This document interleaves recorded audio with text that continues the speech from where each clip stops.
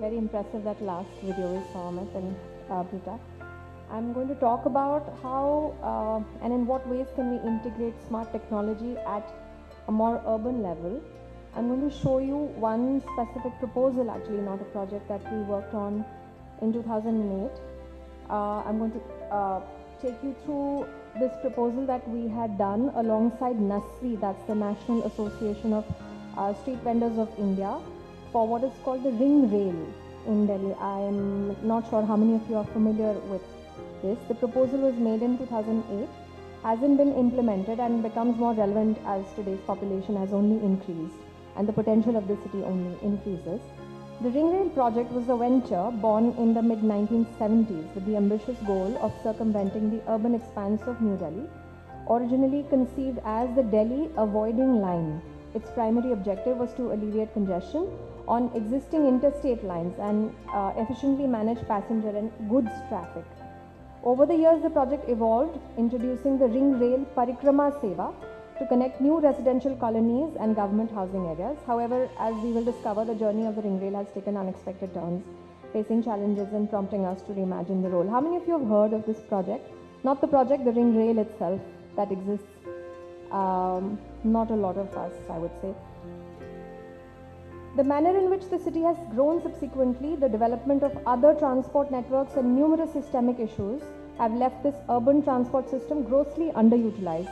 In fact, the city has slowly turned its back on the ring rail, and it has become a forgotten asset that is hidden from view except for an occasional glimpse from an overpass. I grew up in Delhi, but I was not aware of this throughout college. I went to college here in Delhi as well, and you remember seeing exactly, I said before, a glimpse of a train track or a bridge connecting two places, but you don't know, what trains there are, because I've never crossed that bridge being on a train itself.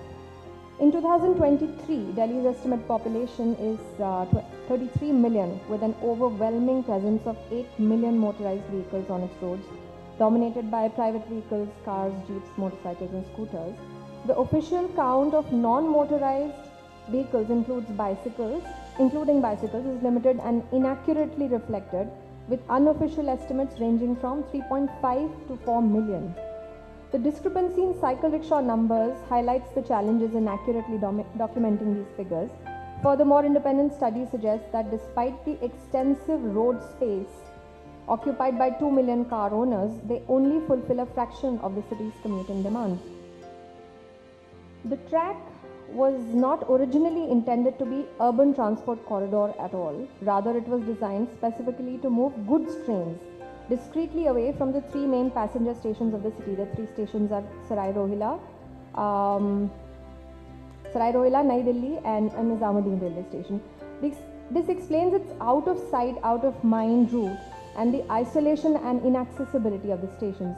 The track was laid in a ring to allow the trains to loop back into the interstate lines while completely avoiding the main stations.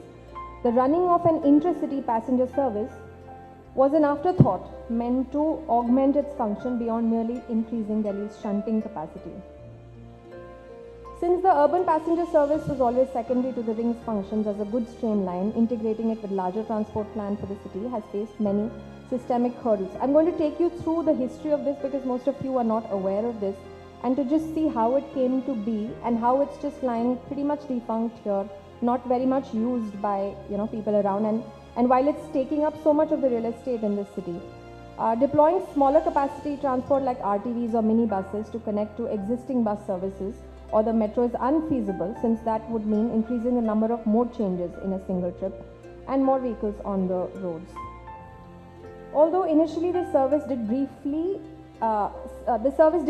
increase connectivity to then remote West Delhi colonies and expansive government housing in South Delhi, the success was short-lived.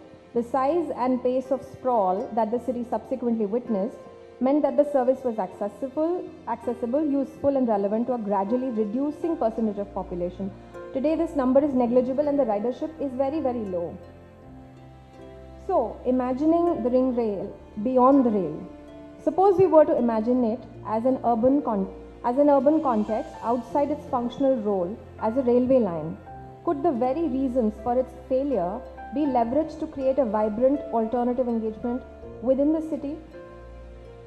Where the ring fails as an urban rail corridor, it lends itself surprisingly well to becoming a zone exclusively for pedestrians and non-motorized vehicles.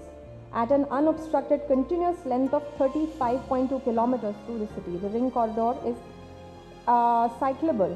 As Delhi is a radial city, it is intersected by arterial roads, the metro and the BRT corridors at regular intervals of 1 kilometer to 5 kilometers. It could play a crucial role in drastically increasing interstitial connectivity within the city. Since the ring rail is a segregated corridor, it decreases the transit time for non-motorized commuters and generally greatly increases their safety. If the ring rail seva was replaced by a pedestrian come cycle trip sort of thing, the shunting line could coexist as a rationalized segregated fortified rail corridor. You might have heard of EMUs, within the city that run on this particular corridor. So I wonder why that black spot is hiding my title of the... But you know how the industrial towns are getting connected, the industrial local hubs, the Narayana area, Mayapuri, Kirtinagar, all of this falls on the ring railway.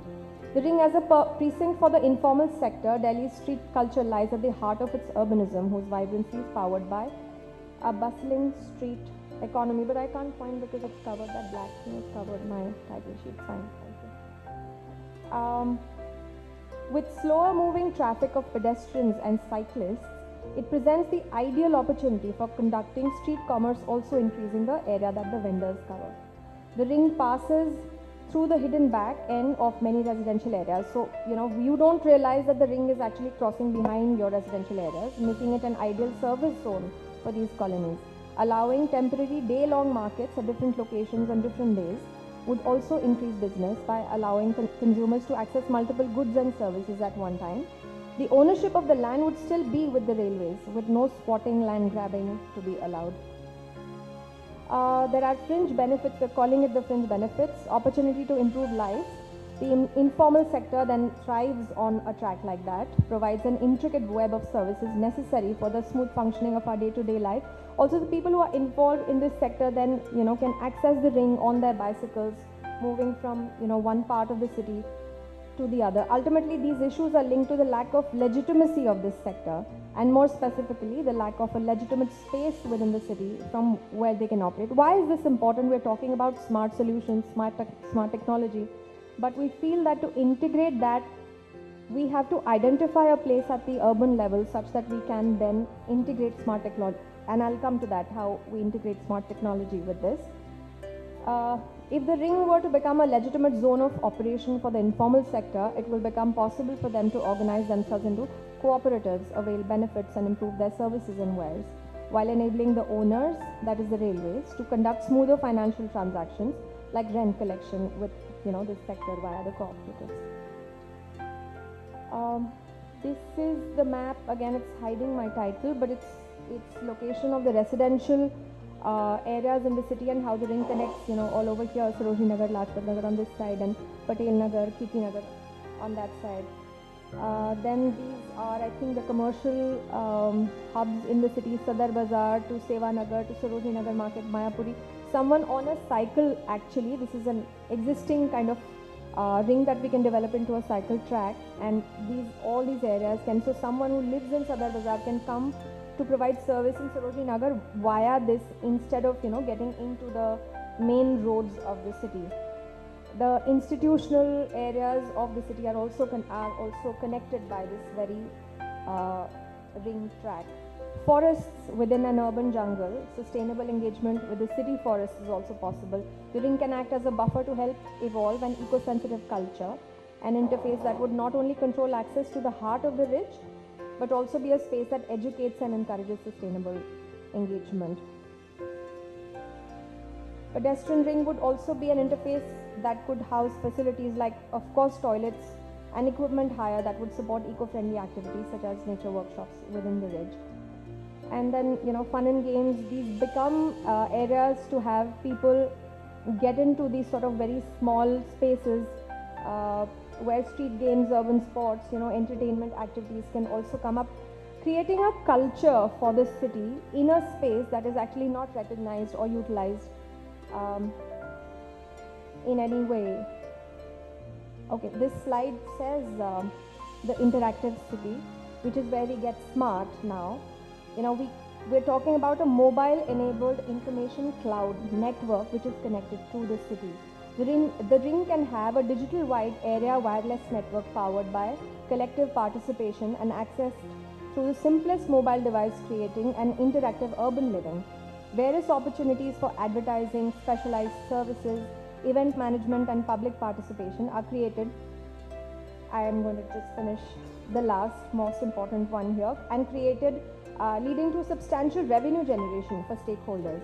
Accountability and services of the various vendors are also improved as a result of peer-to-peer recommendation, creating a healthy competitive environment among vendors, leading to greater customer satisfaction.